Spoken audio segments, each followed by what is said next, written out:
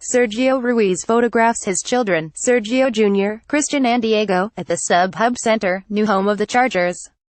Robert Gauthier, Los Angeles Times. It's a move that's still being debated. But believing their options for a new stadium were gone in San Diego, the NFL's Chargers announced they were moving to Los Angeles and will eventually share the new stadium in Inglewood with the Rams. It hasn't been pretty, though. Interest in the team has been low, and even the temporary stadium at StubHub Center has had trouble filling its 27,000 seats. But there is a cure, and that's to win more games.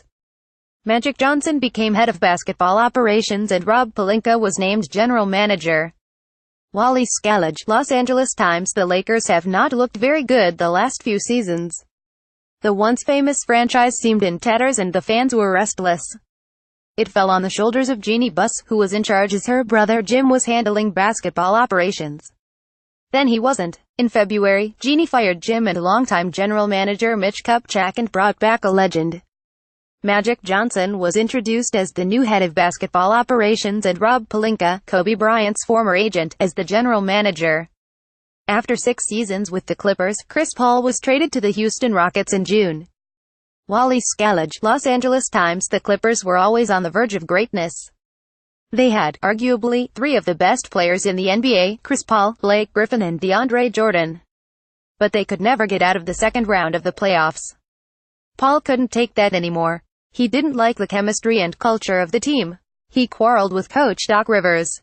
So, almost as if it happened in a flash, Paul was traded to the Houston Rockets in June. And with it, the Clippers were headed for an inevitable rebuilding of the team. Floyd Mayweather Jr., right, strikes Conor McGregor. Christian Peterson, Getty Images. Somewhere P.T.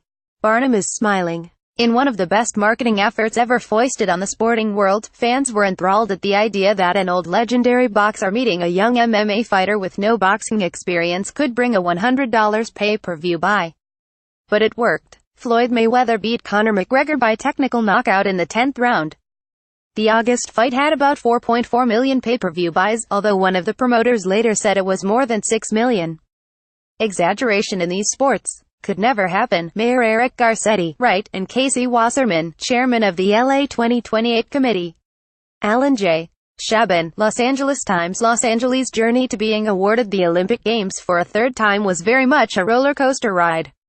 First Boston was given the U.S. bid, but the city backed out.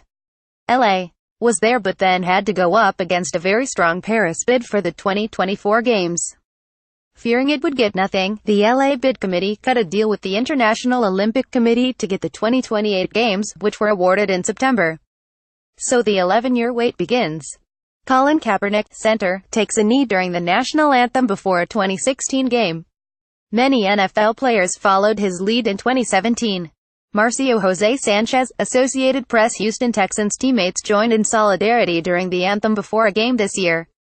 Otto Grewal Jr., Getty Images. President Trump said in September that NFL owners should fire players who sit or take a knee during the national anthem, in reaction to a movement started by Colin Kaepernick. What followed was a weekend plus of protests by players, coaches and some owners to show their solidarity against the attack on the NFL. The issue was actually rather minor until it was escalated by the president, who continued his attacks. Things have quieted now as the league contemplates keeping the teams in the locker room during the national anthem. USC head basketball coach Andy Enfield and former assistant coach Tony Bland. Ethan Miller, Getty Images. This story will probably be bigger in 2018, but when the FBI charged 10 assistant basketball coaches, including USC's Tony Bland, in an investigation of fraud and corruption in college basketball, the sport was rocked by more of what's to come than what just happened. The FBI is looking into the unsavory way some players are acquired and shopped. Among the first major casualties was legendary Louisville coach Rick Pitino, who was fired without being charged. Christian Pulisic of the U.S. reacts after his team's loss to Trinidad and Tobago. Ashley Allen, Getty Images. The U.S. men's soccer team had been to 7 straight World Cups, and all it had to do was beat Trinidad. But they couldn't do it, losing 2-1, eliminating them from next year's World Cup in Russia.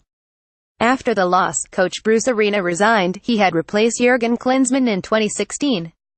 Dodgers ace Clayton Kershaw leaves the mound after a relief appearance in Game 7 of the World Series, won by the Houston Astros. Alan J. Shaban, Los Angeles Times. It was a story 29 years in the making. The Dodgers returned to the World Series for the first time since 1988. What transpired was one of the wildest, most exciting World Series in history. However, the Dodgers went down in 7 games, losing the last 5-1 to the Houston Astros. It was an unsatisfying ending to a season in which the Dodgers won 104 games, the most in baseball. It also saw Cody Bellinger hit a rookie record 39 regular season home runs. Jim Mora was fired as Bruins football coach. Elaine Thompson, Associated Press. UCLA Athletic Director Dan Guerrero, left, introduces new coach Chip Kelly. Luis Cinco, Los Angeles Times. Brothers Lonzo, LaMelo and LiAngelo Ball with their father, LeVar Ball. Joshua Blanchard, Getty Images. Where do you start? With LeVar Ball, of course. The outspoken father of Lonzo, LiAngelo and LaMelo has become a media sensation with his constant chatter about the greatness of his sons and his shoe brand. Lonzo became the Lakers' top pick and tore up the summer league. The real season has been more difficult.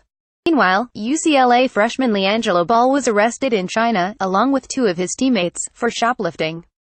President Trump took credit for getting the trio out of jail and back home, and then got into a very public spat with LeVar Ball over his efforts. LeVar Ball reportedly sent POTUS a pair of his signature brand shoes as a peace offering. A few days later, he announced that he was withdrawing LiAngelo Ball from UCLA.